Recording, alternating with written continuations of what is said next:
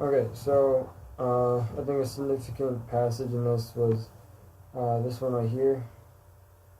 Um, I think it set up it kind of showed the reason why the chief of the bureau and like the soldiers and stuff didn't really like him.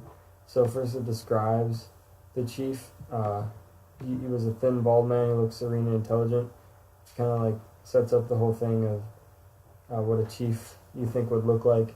You know, he's just the natural of what you would assume, and he looks serene uh, because he knew what he was doing. He knew that he wanted to punish this man because he had different political views than him.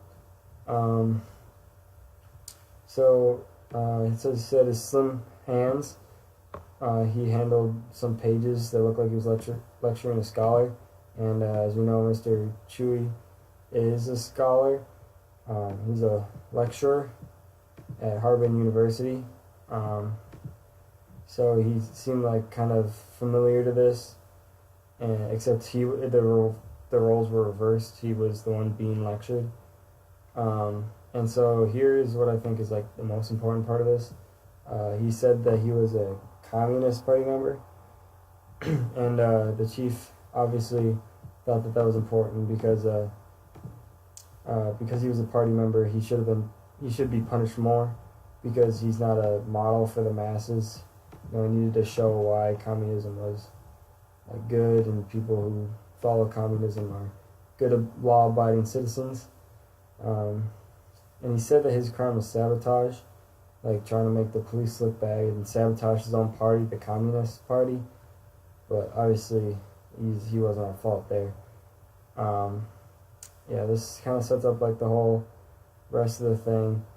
Why explains why he's so mad, because like he didn't do anything wrong, and these guys are just hating on him because he was part of the Communist Party, and he wasn't being a good role model.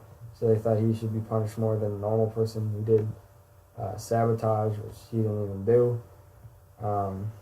So like the rest of this, he's trying to argue all of this stuff because they just don't like him, and he feels like he's the one being sabotaged here because he's a Communist Party member. I just think this really sets up the whole point of this story, and this is like really significant because it shows this is like the only part that shows why he was discriminated against, because he was a Communist Party member and they didn't like him.